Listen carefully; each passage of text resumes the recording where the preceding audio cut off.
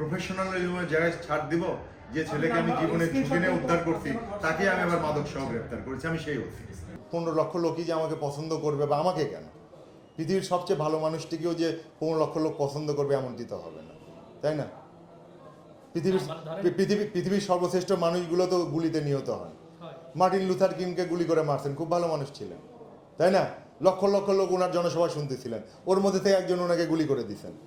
তাহলে ওই যে লোকটা গুলি করছেন তিনি তারা ডিসলাইক করেন, তাই না? লাইক করেন না। তা আমি জানি না কেন কেন অপছন্দ করেন।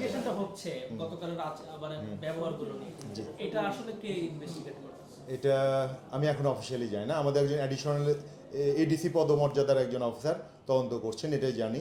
এখন আমি জানি না যে কোন স্যারের দায়িত্বে আছেন এটা। অবশ্যই না, রিপোর্ট আপনাকে, এটা পাবলিক ডকুমেন্ট না, এটা আমাদের ডিপার্টমেন্টাল ডকুমেন্ট। এটা আপনাকে হয়তো মুখে বলতে পারে, বাট এটা আপনাকে মানে এটা মিডিয়াতে দেওয়ার সুযোগ নেই। আজকের ঘটনার প্রধান আসামি, প্রধান অভিযুক্ত যে ইউসুফ, তার নামে মোহাম্মদ প্রধান ইতিপূর্বে ডাকাতির মামলায় সে গ্রেপ্তার হয়েছিল এবং সে ডাকাত ছিল বা ডাকাতির অভিযোগ তার বিরুদ্ধে ছিল। তো সে এখন গলির চিপায় ছিনতাই করে, ডাকাতি থেকে সে এখন ছিনতাইকারীতে গেছে। তার মানে আপনি বলতে পারেন যে তার মোরালিটি আর ওই জায়গায় নাই, তার সেই কারেজ, তার সেই স্ট্রেংথ, ডাকাতি করার মতো শক্তি সামর্থ্য সে আর রাখে না। বাঘ বুড়া হইলে যে এরকম খরগোশ ধরে খায়, এখন সে ওই গলির মধ্যে চিপা নোংরা জায়গায় দাঁড়ায় অন্ধকারের মধ্যে ছিনতাই করতেছে। এটা হলো একটা উজ্জ্বল প্রমাণ যে মোহাম্মদপুরে অপরাধী গ্যাংরা দুর্বল হয়ে গেছে। এবং বাকি যে 2 আসামি ধরা হয়েছে তাদের বিরুদ্ধে একাধিক ছিনতাই মামলা আছে, তাদেরকে বিভিন্ন সময় গ্রেপ্তার করা হয়েছে, বিজ্ঞ আদালতের থেকে তারা জামিনে মুক্ত আছে। আমি চেষ্টা করি এটা দিয়ে জনগণের সেবা দেওয়ার। আমার কাজ হলো আপনাকে সেবা দেওয়া, আপনাকে মানে হিউমিলেট করা, ছোট করা বা আপনাকে অসহযোগিতা করা, এটা তো কাজ না। সরকার আমাকে বেতন দেয় আপনার সেবা করার জন্য, আমার সংসার চলে বেতনে, তা আমি কাজটা করবো না? আমাকে করতে হবে। আমার সাথে কি সুমনের কোনো ব্যক্তিগত কোনো বিরোধ আছে? না, সুমন সাহেব একজন সমাজকর্মী, হ্যাঁ, উনি বৈষম্য বিরোধী আন্দোলনের নেতা, সমাজকর্মী। উনি যে কোনো মানে থানার, বিশেষ করে থানার যে কোনো অন্যায় পেলে উনি প্রতিবাদ করেন। তো ওইটা ওনার গণতান্ত্রিক অধিকার, আমি কিন্তু খুব সম্মান জানাই। উনি আসলে পরে আমি ওনার সাথে যতবার উনি থানা ঘেরাও, এর আগে উনি অনেকবার থানা ঘেরাও করেছেন, আমি প্রত্যেকবার ওনার সাথে খুব ভালো ব্যবহার করেছি। ওনার গণতান্ত্রিক অধিকারের প্রতি আমি সম্মান দেখিয়েছি। উনি একেবারেই কল দিইনি, 100%। ওসি ক্যামেরার সামনে চ্যালেঞ্জ করে বলছে যে ওসি তাকে কল করেনি। আমি খুব জোর গলায় বলছি, আপনি প্লিজ রেকর্ড করেন, যে ওসি তাকে বা কাউকেই এই বিষয়ে উনি মানববন্ধন করবেন না, থানা ঘেরাও করবেন কি করবেন না, এই বিষয়ে আমি কাউকেই কোনো ফোন করি নাই। এটা আমি মানে জোরের সাথে বলছি। এখন আপনি বলেন, উনাকে অনিয়ারে জিজ্ঞেস করেন যে উনি আপনাকে এই কথা কেন বলবেন, এই মিথ্যা কথাটা কেন বললেন? এটা মিথ্যাই বলবো আমি, যেহেতু আমি এটা বলি নাই, এটা আমি জোর গলায় বলছি। এটা যদি বলে থাকে এটা মিথ্যা বলেছে, এটা মিথ্যা, আমি অসত্য বলছি না, আমি বলছি এটা উনি মিথ্যা বলেছেন। ওকে ফাইন, আপনি ওনাকে এখন ফোন করেন যে ভাই ওসি সাহেব কোন নাম্বার থেকে ফোন করেছেন আপনাকে, তো ক্লিয়ার হয়ে যাবে। কিছু লোকের সাহেব ভাই 15 লক্ষ লোক মোহাম্মদ থানায় বসবাস করেন প্রায়, তো 15 লক্ষ লোকেরই প্রিয় পাত্র হতে পারবে এমন তো না। আপনাকে ছোট একটা উদাহরণ দিই, যে আমি জয়েন করার 7 দিনের মাথায় একটা ছেলেকে অপহরণ করে রাখছিল বুনিয়া সোহেল গ্রুপের লোকজন জেনেভা ক্যাম্পে। তখন আইনশৃঙ্খলা পরিস্থিতি ভয়াবহ রকমের খারাপ, সবকিছু ভেঙে পড়েছে।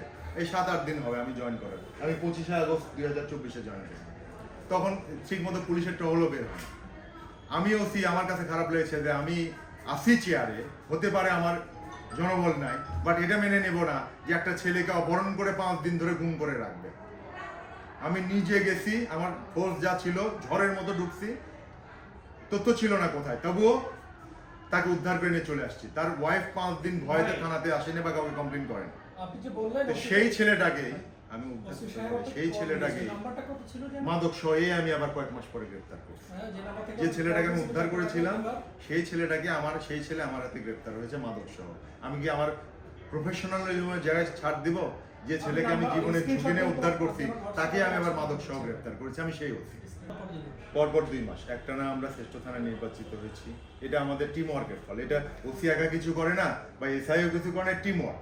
পুলিশটা আমার এখানে জাস্ট টিম ওয়ার্ক, সবাই মিলে আমরা কাজ করি, এই জন্য আমরা ভালো করি। আমি বললাম যে আপনাকে যে ডিএমপিতে 50টা থানার মধ্যে 49টা থানা মিলে 3 ভাগের 2 ভাগ আসামি কোর্টে প্রডিউস করে, আর মোহাম্মদপুর থানা এককভাবে 1/3 আসামি প্রডিউস করে। 49 বনাম 1 তাহলে আমাদের আমাদের কাজের ভলিউমটা আপনি এর থেকে বুঝতে পারবেন যে আমরা কতটা কাজ করি। তো সেই মোহাম্মদপুরের টিমের একজন সদস্য হতে পারেন যে তিনি হয়তো আপ টু দ্য মার্ক নন।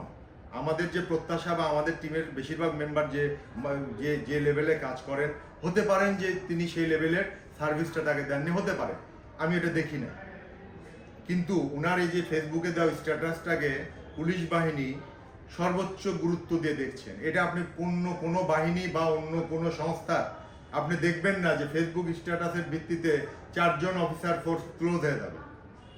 তাও অভিযোগটা এমন চুরি ডাকাতির মতো অভিযোগ না, অনেক সময় চুরি ডাকাতির অভিযোগও আসে পুলিশের বিরুদ্ধে। আচ্ছা, ওই যে আপনি এই যে অসহযোগিতার অভিযোগ, শুধুমাত্র অসহযোগিতার অভিযোগে একজন সাব ইন্সপেক্টর, একজন এএসআই, 2 জন কনস্টেবলকে অলরেডি প্রত্যাহার করা হয়েছে।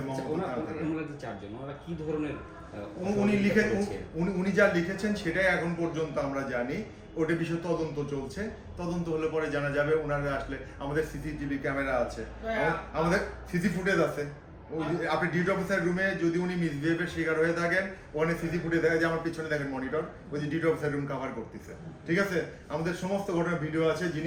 যিনি তদন্ত করছেন, আপনি বডি ল্যাঙ্গুয়েজ তদন্ত যদি নাও পান, অডিও যদি নাও পান, বডি ল্যাঙ্গুয়েজ দেখলে তো বুঝবেন যে আপনার সাথে আমি কি হিসেবে কথা বলছি নাকি আপনার সাথে আমি দুর্ব্যবহার করছি। এটা আপনাদের কমন সেন্স আপনাদের সেটা এই বিষয়ে তদন্ত চলতেছে। তদন্তাধীন বিষয় আসলে মন্তব্য করাটা উচিত না। এই ফোনটা কিন্তু খুব দামি ফোন না, আপনার স্যামসাং S23 বোধ হয়, হ্যাঁ, এটা খুব দামি ফোন না। তো এই ফোন নাকি বলার আগে দামি ফোন কেন ব্যবহার করেন, এটা কি বলা যায় কিনা? আমার তো এটুকু কমন সেন্স আছে, কোনটা দামি ফোন কোনটা দামি ফোন না। তো এই ফোনের বিষয়ে কি এই বক্তব্যটা কি মানায় কিনা আপনাদের কাছে প্রশ্ন, যে স্বাভাবিকভাবে এই বক্তব্যটা যায় না। হ্যাঁ, এখন কথা হলো যে তাহলে এই কথাটা কোত্থেকে বাতাসে ভাসলো, কোত্থেকে মানে এইটা মিডিয়াতে আসলো। বিষয়টা হলো যে উনি আমাকে ছিনতাইয়ের অভিযোগটা দেওয়ার ফাঁকে বললেন যে মোহাম্মদপুরের আইন শৃঙ্খলা নিয়ে আলোচনা হচ্ছিল, ওনার সাথে কথা বলছিলাম, আসলে আলোচনা করছিলাম। আমি সংবাদ মাধ্যম কর্মীদের পেলে আসলে কথা বলে নিজেও সমৃদ্ধ হই, ওনাদের কাছ থেকে তথ্য নেওয়ার চেষ্টা করি, জানার চেষ্টা করি। ওনার সাথে কথা বলছিলাম, আসলে ভাই আমি যা জানছি 11 মাসে, আমার তো 11 মাস হয়ে গেল, আমি জানছি যে আজ প্রায় 4 দশক 40 বছর ধরে মোহাম্মদপুর অপরাধ জগতের শীর্ষে চুরি ডাকাতি ছিনতাই মোহাম্মদপুরে হয়েছে। উনি বললেন যে হ্যাঁ এটা সত্য। এরকম ফ্রেন্ডলি একটা আলাপ হচ্ছিল আর কি, ঘরোয়া পরিবেশের আলাপ। তো উনি বলছেন যে হ্যাঁ আমার 1 বছর আগে আমার একটা আইফোন চুরি হয়ে যায়, আমার পকেট থেকে তুলে নেয় একটা আইফোন এই ইয়েতে কি বলে টাউন হল বাজারে। এই কথার প্রেক্ষিতে আমি তাকে বলি আসলে ভাই আইফোন তো দামি ফোন, এগুলো একটু সাবধানে ব্যবহার করা উচিত। আপনি কি সেই প্রেক্ষাপটে বলেছিলেন? এই আইফোন যখন আইফোনের প্রেক্ষাপট আসছে যে গত বছর আমরা বুঝতে এই কথা একটু সুন্দর করে বলেন যে আইফোনের প্রেক্ষাপটে উনার গত বছর একটা আইফোন চুরি যায়। সেই আইফোন চুরির গল্প যখন উনি আমাকে বলেন যে গত বছর উনার পকেট থেকে আইফোন চুরি গিয়েছিল, তখন আমি বলি যে আসলে আইফোন দামি জিনিস, এগুলো আসলে সাবধানে ব্যবহার করা উচিত। কথাটা আসলে এরকম ছিল, কিন্তু উনি কেন জানি না এইভাবে মানে কথাটা ঘুরে অন্যভাবে লিখলেন। আপনি কি ফোন ইউজ করেন বলুন তো? আমি আমার যে সামনে যে 2 ফোন দেখছেন এগুলো ফোন ব্যবহার করি, এই দুটো আমার ফোন। কম দামি? হ্যাঁ, কম দামি বলতে কম দামি না, এই ফোনটার দাম 29,400 টাকা দাম। হ্যাঁ, এটার দাম 15,000। ওই তুলনায় আইফোনের দাম বেশি। হ্যাঁ, আইফোন তো অনেক দাম ভাই, 1.5 লাখের নিচে তো আইফোন বোধহয় হয় না। আমি কখনো কিনতে যাওয়ার সাহসও করি না, বাস্তব কথা। আচ্ছা, আমি জানি ভাই আরেকটা প্রশ্ন।